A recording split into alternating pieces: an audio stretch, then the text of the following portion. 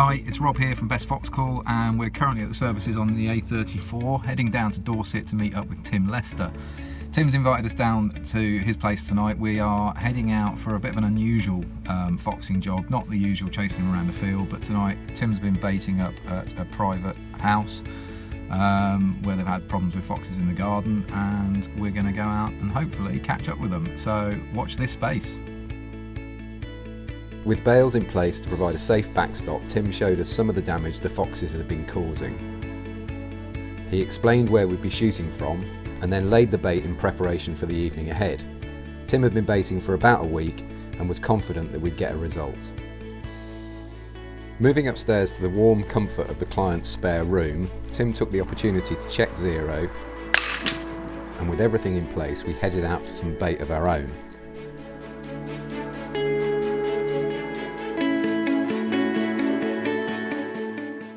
Arriving back at the clients at last light, we set up and using the Night Sight Spotter Extreme kept an eye around the garden, and it wasn't long before we had our first customer.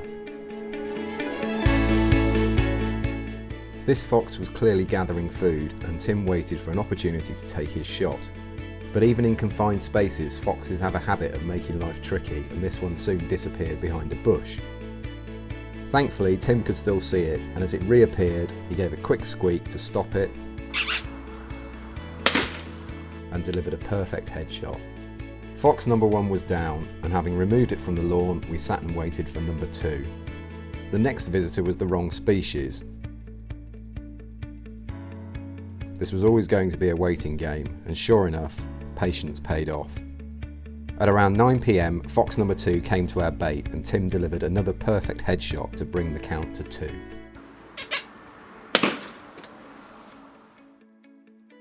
You told us there were 2 here we needed to get, and it's now 9:15. You know, this is a bit more of an enclosed environment. I use the .22 rimfire. We put the backstop out to stop any bullets going astray. Yeah. I've spoken to the client, he's happy with the night's work. Obviously earlier we baited up with some dog food, and it just proved that you obviously been doing that for a few nights leading up to this. And it gave you almost sort of clinical shots, really. I mean, both these foxes came straight into where you baited. Yeah. You were zeroed dead on for that space. I mean, what, probably 20 yards, 25 yard shot? Yards, both maximum. perfect clean headshots, straight to the ground.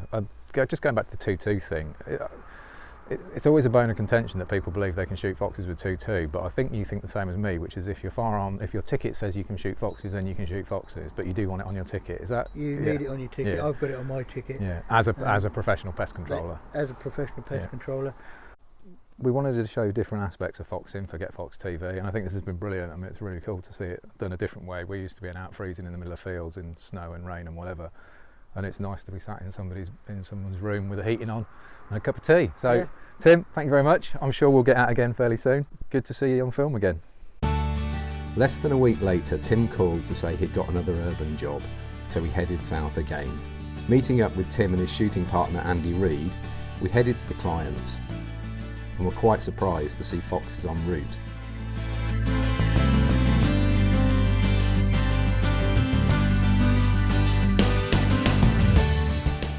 Arriving at a rather splendid residence, we set up shop overlooking the client's garden. So this is one of 2 properties your client's got. We couldn't get to the original one, but this one we're going to be shooting into the garden, I believe. Tell us about the problem he has here. He's had quite a big fox problem here over the years, and we have shot quite a few foxes here. Right, it's getting cold. Let's jump in the truck and we'll see what we see. Andy's roof-mounted remote spotter gave us a perfect view of the garden.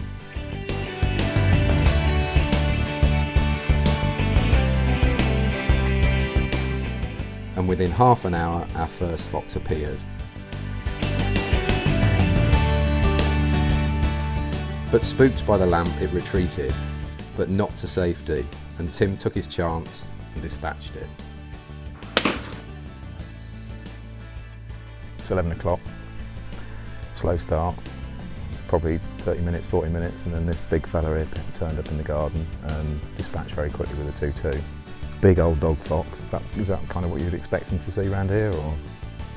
Well, to be honest, Rob, I did expect to see a lot more, but